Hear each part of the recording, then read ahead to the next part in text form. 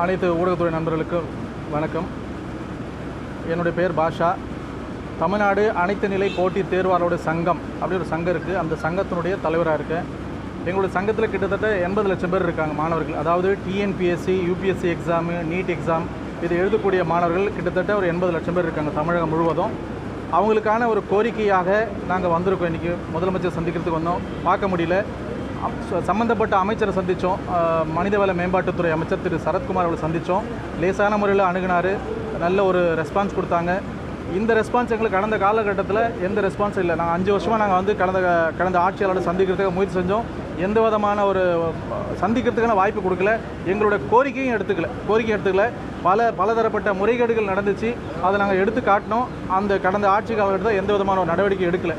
அந்த விஷயத்தை நாங்கள் இன்றைக்கி கொண்டுட்டு வந்தோம். சம்மந்தப்பட்ட அமைச்சரை சந்தித்தோம்.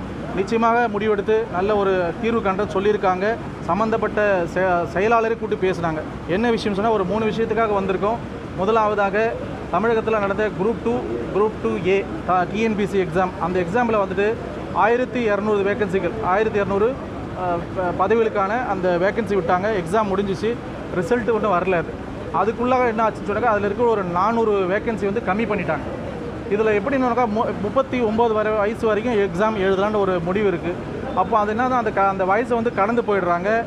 அவங்களுக்கு வந்து வாய்ப்பு இல்லாமல் போயிடுது. அதனால் என்னதுன்னா அவங்களுக்கு அந்த வாழ்க்கையை மிஸ் ஆகுது. அதுக்காக வேண்டி அமைச்சர்கிட்ட சொல்லி அந்த பேக்லாக், அதாவது அந்த இடங்களை வந்து கம்மி பண்ணாங்களே, அந்த இடத்தை மீண்டும் பூர்த்தி செய்யணும். அதிகப்படியான இடங்களை கொடுத்து வேலைவாய்ப்பு இல்லாத எத்தனை இளைஞர்கள் தமிழகத்தில் இருக்காங்க, அதெல்லாம் அவங்களுக்கு வேலைவாய்ப்பு தரணுன்ற ஒரு கோரிக்கை வச்சோம். இது ஒரு கோரிக்கையாக இருக்குது.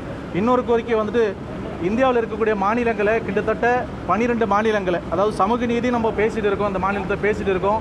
சமூக நீதி பேசுனா எந்த விதமான சமூக நீதி இதுவரையும் கடைபிடிக்கலை கடந்த காலகட்டத்தில். அதாவது மற்ற மாநிலங்களை டிஎன்பிஎஸ்சி, இங்கே டிஎன்பிஎஸ்சி எப்படி குரூப் 1 எக்ஸாமோ அது மாதிரி மற்ற மாநிலம் கிட்டத்தட்ட ஒரு 12 மாநிலங்களை வயது உச்சவரம்பு 49 வரைக்கும் இருக்குது. ராஜஸ்தான் போன்ற மாநிலங்களை 51 வயசு வரைக்கும் இருக்குது. அங்கே டெப்டி கலெக்டராக ஒரு லேடி வந்து ஆயிருக்காங்க. நாங்கள் என்ன கேட்குறோன்னு சொன்னாக்கா, சமூக நீதியாக நீங்கள் பேசிட்டு இருக்க நம்ம மாநிலத்தில் ஏன் சமூக நீதியை கடைபிடிக்க மாட்டேங்கிறீங்க? எங்களுக்கு வந்து வயது உச்சவரம்பை கிட்டத்தட்ட 49 வயசு வரைக்கும் உச்சவரம்பாக கொடுங்க. இதில் எத்தனையோ ஏழை மாணவர்கள், விவசாய கூலி வேலை செய்யக்கூடிய அவங்களுடைய மகள்கள் இந்த எக்ஸாமுக்காக ப்ரிப்பேர் பண்ண கனவாக நினச்சி அந்த எக்ஸாம் படிச்சுட்டு இருக்காங்க.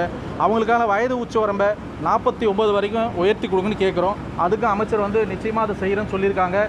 அதை ஒரு முன்னெடுப்பாக இன்றைக்கி வந்து சந்தித்தோம். கண்டிப்பாக அதை செய்வாங்கன்னு நினைக்கிறோம்.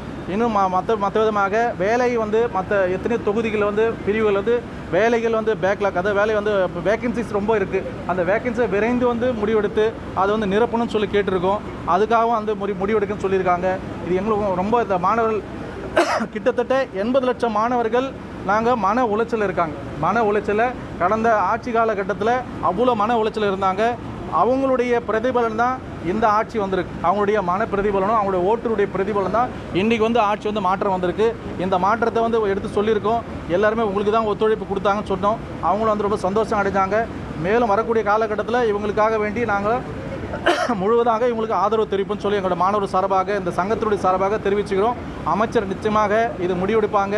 முதலமைச்சர் அவர்கள்ட்ட நேரம் கேட்டிருக்கோம், சந்திக்கிறதுக்காக நேரம் கேட்டிருக்கோம். அவர்கிட்ட நன்றி சொல்லி இது மாதிரி நல்ல ஒரு முன்னெடுப்பு செஞ்சுருக்காங்க. நல்ல ஒரு எங்களுக்கு அந்த மாணவர்களுக்கு நல்ல சந்தோஷமான ஒரு ஆட்சியாக இருக்குது. அதனால் நிச்சயமாக அவங்களுக்கு நன்றி சொல்லிக்கிறோம்.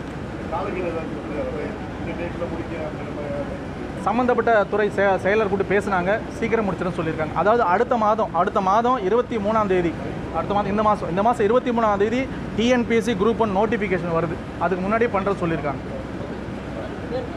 என் பேர் பாஷா.